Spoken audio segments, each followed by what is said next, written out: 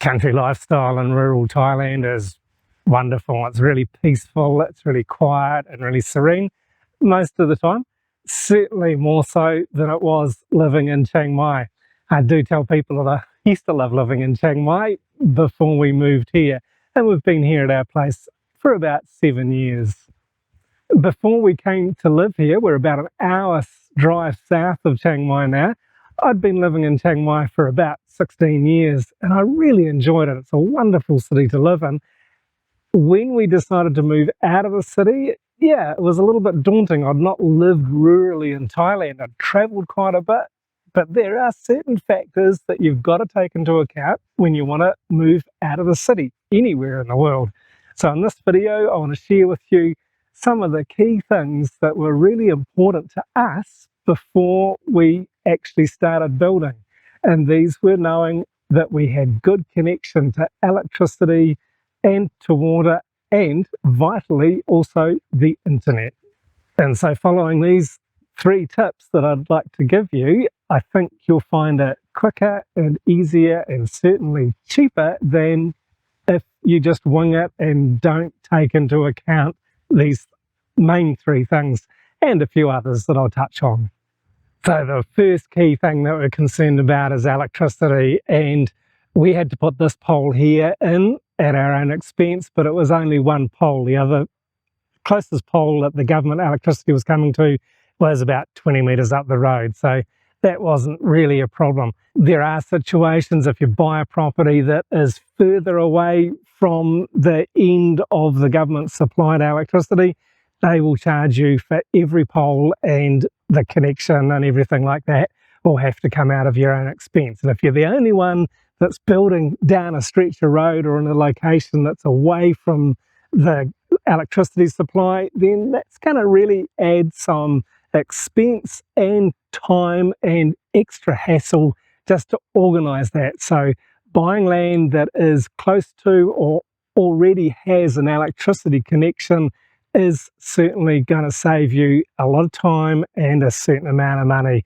It's really worth considering.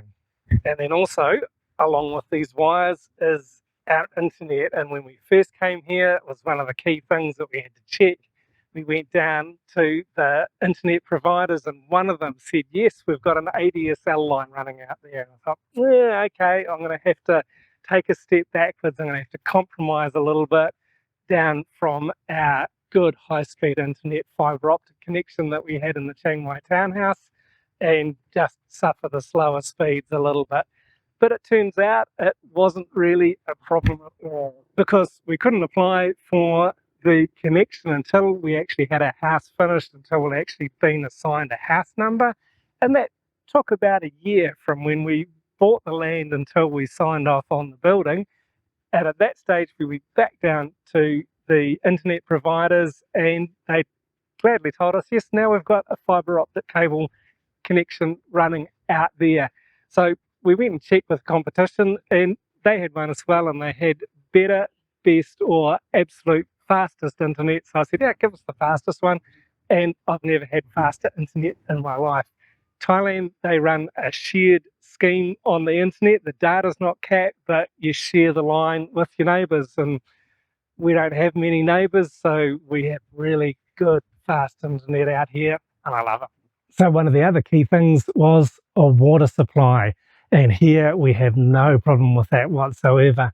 We were told that yes, there is a selection of water that we can choose from. So we've got a number of tanks here. 2 of them are supplying the interior of our home. It's not for drinking water, but for washing dishes, doing laundry, having a shower, everything like that. And that water comes from a bore that is then stored in a water tank and distributed to the village. And it's a very clean source of good fresh water. Apparently the locals drink it. We choose not to, and it's really easy. We get 20-litre bottles of water delivered once a week or whenever we need them for a very cheap price. So just to be on the safe side, we choose to use this for our drinking and cooking. Then the other tank that we've got here is for watering our garden. It's a little bit of a cheaper water source. Not that the main one's expensive, but this is cheaper, and it comes from a stream up in the mountains and then is piped all the way down in PVC pipes, and this has been really good for watering our garden with. Then there's also the canal out the front. We've got one out the back as well, and we could use this for watering our garden, but it's just easier to get it piped so we can have a pump on it and run it where we need it. But the water that's supplied through the canal system is flooding the rice fields at the moment. This is the farmers' water supply that they make really good use of. And at this time of the year, during the rainy season, it's abundant. When we first came here, the canal at the top of the road wasn't concreted. Last year, they concreted it in. And so this is conserving the water and making it a lot more convenient for everybody to make better use of it. So there are the main three things that we really needed are well taken care of here: the electricity, the internet, and our water supply. And some of the other things that are also really important, but not quite as vital, are transportation and the roading system. And when we moved here, the road at the front of our place wasn't sealed. It was sealed most of the way, but not quite. Now it's been sealed all the way, and most of the roads around here are sealed, but there's still a few that are not. However, it's certainly easy to get everywhere that we need to go. And we do this driving our car. It's an old Toyota sedan that just keeps on going, and we love it. And now I've also got a little 100cc Honda Dream motorcycle. And this is taking me to some of the places around here that I had never known of before I got my motorcycle. It's lots of fun finding these mostly unsealed tracks that are farmers' roads or farmers' tracks, and you don't encounter much traffic other than the odd motorcycle coming the other direction. And believe me, I get some looks, and it's always with a big smile and some good fun. Gasoline's important. We fill up usually down in town in Chom Tong. There's big gas stations down there, and the prices are a bit cheaper, but if we get caught out, I can always fill the bike up just down at Muang, where there are these funky little gas stations that are self-operated. You just feed the money in and they pump some gas out, and the price is usually a little bit higher, but convenient when you need it. One of the other key things was getting our garbage collected, and when we moved here, there was no garbage collection available. We had to load it into the car and take it down to the dump and just trash it there as a landfill area. But now we get our garbage collected once a week, and it's super convenient just from the gate, as we did in the city. And just as conveniently, there's lots of local stores. We can just drop down to the local stores down in Muang, which is about 1 kilometre away from us. And there are plenty of stores down there, a couple of bigger ones that got all kinds of things, everything that we'd need in a hurry, and even more. You know, Kunjera's got a general store down there. She's even got a good selection of PVC piping and fittings and fertilizers for your garden if you want to use that sort of stuff, and all your cleaning products and everything really that you might find at a general store. Otherwise, most of our shopping is done for food at the markets in Chom Tong, and now we have a big Lotus store, a big Macro, and hardware stores and everything else that we'll need down there. There's actually very, very little now that we can't get here, including from online shopping, which really you can cover everything and get everything you need from online. We do a certain amount of that, but all our basics we buy locally. And as much as possible, I actually like to buy local food from where it's grown or close to where it's grown. I know if I go to Lotus or Macro, that produce is going to be shipped in from somewhere else in the country or from overseas. But if I buy something at the local store that's grown, a bunch of bananas or some other fruit, whatever it is, it's going to be produced locally and grown locally, and therefore fresher and have less of a carbon footprint because there's no transport involved. And then, of course, health issues. You know, if we have something that we need to get, there's good pharmacies in Chom Tong. There's also a big hospital down in Chom Tong that's quite convenient, and there's also a couple of smaller clinics. And even just in our local village down in Muang, there is an ambulance service. Thankfully, we've never needed to make use of it, but it's there if we need it. So even living fairly rurally, fairly out of the way, there are all kinds of good conveniences. So yeah, we're really not worried about any of that. And so Living here, we are certainly not roughing it. We love it. It's very comfortable. It's very convenient. We're only just over an hour's drive from Chiang Mai on a busy day. We can get to the outskirts of Chiang Mai in an hour, and it's an easy drive, so it's not really a problem. I know folk in Bangkok who live in Bangkok and commute 2 hours each way to work every day, and they don't even leave the city. You know, right here today, this is our view. This is what I'm looking at as I'm filming, and it's just so lovely and so peaceful and quiet and natural. I wouldn't give it up for anything.